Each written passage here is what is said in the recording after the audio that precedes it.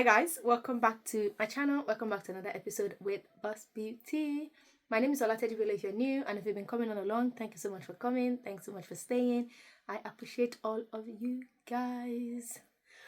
I'm sure you guys have been enjoying my mortgage journey, all the information I've been sharing, and I'm sharing them as I remember because it's just what's happened to me and what's currently happening. So yeah, it's only right that I share the information with you guys so it can be useful to one or few people.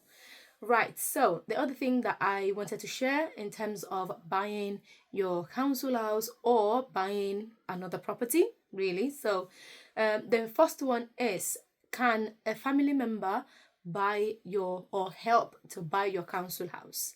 Yes, they can, because there's no law that says they cannot. However, there are conditions to be met. So one of the main conditions is that a family member wanting to help you buy your council house must have lived at the property with yourself in the last 12 months. Their name doesn't have to be on the tenancy agreement, but they must have lived at the property. And it doesn't even have to be a son, a sister, or a child. It could actually be any family member that has lived at the property with yourself previously. They can help you buy the property, but their name cannot be on the document. Let me put it that way. So that's the way it says that it works. Or how that works, again, it will depend on individuals and how you want it to work. Another thing is, can a sibling help you to raise a deposit or give you a deposit? So you want your name to be on the property, but the deposit is coming from a sibling or a family member.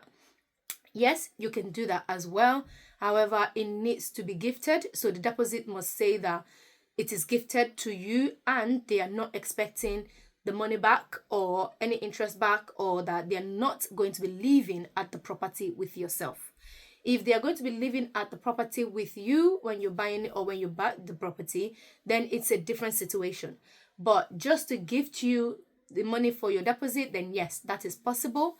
And they need to complete a gift. I think it's called a gifting letter or something like that. So they have to give you that, and it is a statement that already says, so person, I'm going to help my sister, whatever, to raise a deposit for their property, or I'm gifting them deposit for their property. I will not be living at the property. I do not have any interest in the property, or I will not be getting the money back not anytime soon, but I will not be getting the money back. Obviously, between you and your sibling or whatever, you know that you're going to be returning it, but that's the way it works. So it is possible. They can lend you the money. They can gift you the money. Yeah. So they need to complete that gifting letter. And the other thing is, can you actually use your name and a sibling's name to apply for a mortgage, but they are not going to be living at the property with you? Yes, you can do that. And what that means is it helps to boost your affordability. So what the bank can borrow you. That's the advantage of doing that. So that is, you want to buy a property of maybe 200,000, but the bank would only borrow you 150, and you don't have the 50,000 left. You can add another sibling's name, so it's two people. So it looks like two people are applying for the mortgage, but it will indicate somewhere that you are the only one that will be. So you're going to be the sole person living at the property, but the sibling won't be there. So that would just be for affordability purposes. That's that one. And yes, you can also buy a property with a family member for buy to let. Then that's a different situation. Anyway, so regardless of all of this situation, somebody helping you to buy your house, somebody helping you or gifting you the deposit for your property, or you are buying, the property with a sibling or a family member, then there are going to be checks done on both individuals. And how that works is they're going to ask for like a proof of address, proof of ID, and then proof of affordability, proof of funds as well. So that person that is gifting you the money, they want to buy the property on your behalf, they are going to have to submit the proof of funds that they are using. And this proof of funds has to be either funds that has been saved into an account and there's record that it's been saved, not that they're going to borrow a loan and then send it to you. It doesn't work like that. They do not accept, from my knowledge, they do not accept loans to put down as a deposit for your property, and they will not accept credit card as well, or you making a money transfer from your credit card and wanted to use it, because it will show where it's coming from, it would not be accepted as deposit as well. So if a family member is helping you, there needs to be a track record of where their funds is coming from before it will be accepted. So they would have had either the savings account, or they've done a remortgage, or they've just sold something, or they've just whatever, wherever their funds is coming from. Or if you're putting the money together, then wherever the funds for both of you are coming from, there needs to be proof to show that it is legal. And the reason for this, again, is just to show that it is legal and you're not just trying to conceal, money or fraud or whatever. That's what that is for. And if you were now buying for property like a buy to let, then they will also get the proof of funds. However, actually, I didn't mention that earlier. So if they're helping you buy or gifting you money, yes, they will need the proof of funds, but they do not need their bank statements, because obviously they are not the one that will be paying the monthly rent. You're still going to be the one paying your monthly rent or monthly mortgage. But if you are both buying a buy to let together, again, they would not need proof of your bank statement. If they need your proof of bank statement, it would just be as proof of address. It's not proof of affordability. The reason why they would request for proof of bank statement for buy to let would be just for proof of address purposes, because if you're buying a buy to let, the property will be paying its own rent or mortgage, because you're renting it out. So the mortgage that you're applying for will be based on how much income you're going to be getting from that buy to let property, rather than you as an individual using it as a residential property. And that's why sometimes if you're doing a buy to let and you've applied for the mortgage, you would think, oh yes, I'm going to do it as a buy to let with myself and my sibling, sister, brother, whatever, and then I will be living at the property. It might not work out that way. You might be able to do it for a period of time, but not for a long period of time, because of the conditions that are attached to that. So you need to make sure you check before you actually do this thing. And then if you're buying a buy to let, even as a first time buyer or as a second time buyer, you need 25% deposit. So buy to let, first time buyer, second time buyer. So for example, I want to buy a buy to let and I don't have another property that I've bought. So I'm a first time buyer. And that property, that buy to let I'm buying, is my first official property. Then I'm paying 25%. Because it's a buy to let, there is no way around it. It is not 10%, it is 25%. Unless you are buying a first residential property or second time residential property, then you might, be paying 10%. But again, I think I've mentioned that in one of my previous videos, that it depends on how much the mortgage or the property you want to buy is.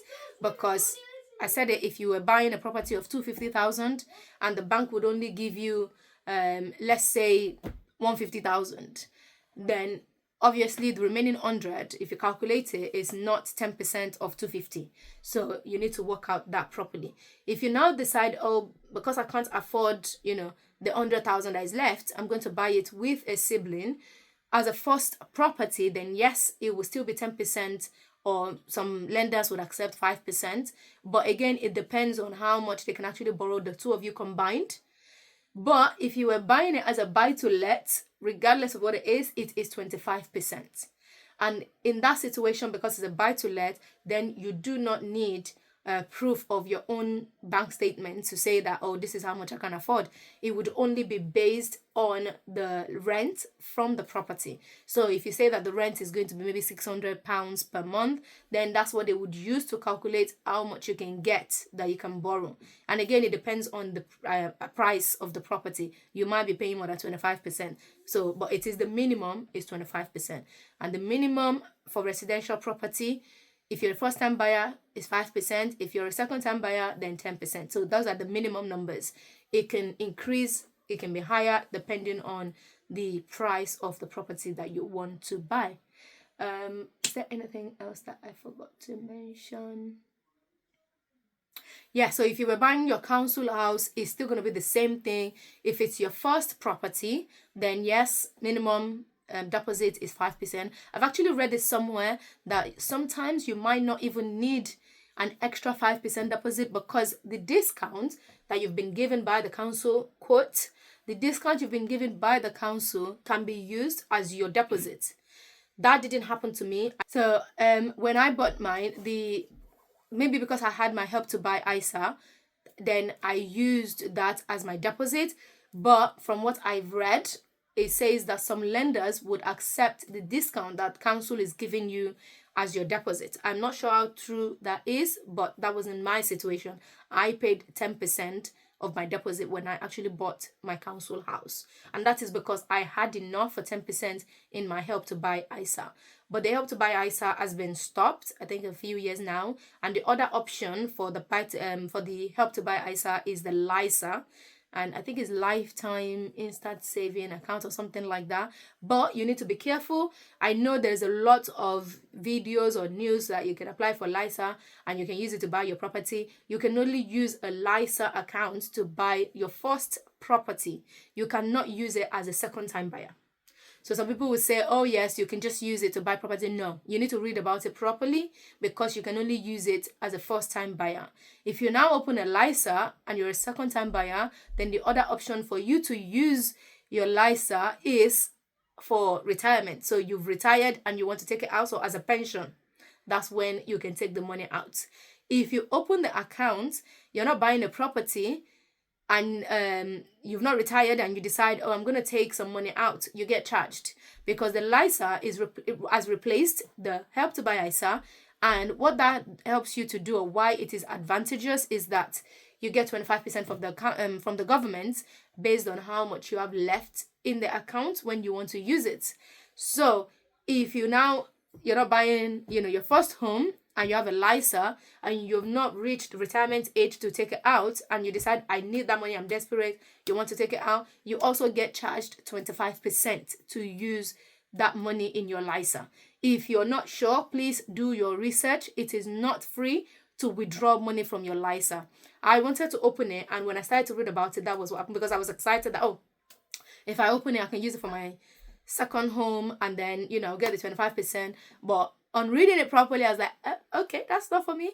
And I think the maximum age that you can join or you can open a LISA, from the last time I checked, was age 40 years old. So once you're age 40 years old, you cannot open a LISA account anymore. And that's why I wanted to open it then. But then I was like, if I can't use it to buy my second home, and whenever I want to take it out, I'll be charged 25%. It's not worth it, because I've already got my pension from work. I need money right now. So opening a LISA and putting money in there that I cannot use anytime soon, it's not, my next line of action, or it wasn't something that I needed at that time. So I just dropped it. So guys, please do your research properly before you jump into anything, especially in this country. A lot of things might work for one person. It doesn't mean it will work for you, because when that person did it, yes, it was a thing, but now that you want to do it, it stopped. Things change like that, in this place, in this country, UK, that we are in. Or, yeah, in this UK that we are in. So if you're not careful, you will just get trapped, and then you will think, oh, it's a lie, it's a scam. No, it's not. It's just that you've not read it properly and understood the information that was there, and you've just jumped, to get it, because people are getting it. Oh, it's free, you get 25% from the government. It's not always like that. You need to make sure you do your research and make sure it will be useful for you when you need it. I think that's everything that I remember for now. Like I said, I'm sharing this as I'm remembering. I've made a note of some of the things that I remembered, and I'll just be bringing it to you, because I don't want the videos to be too long. I want you to be able to get the right information that you need in a place, rather than having to skip through the videos to get the information that you want. So that is that on that. So if you have any question, please put in the comment section, share with your friends, like the video, please subscribe to my channel, and turn on the notification bell so that when I upload a new video, you'll be able to get it. At the moment, I'm trying to stick to uploading on Wednesdays and Sundays, and so far so good. I've been doing well with it. Just pray for this girl that nothing happens. But yeah, I will try to be consistent with that. And yes, if you turn on your notification bells, you will be able to get the notification on Wednesdays and Sunday 6 p.m. when I drop a new video. Thank you so much. I will see you next time in my next video. Bye.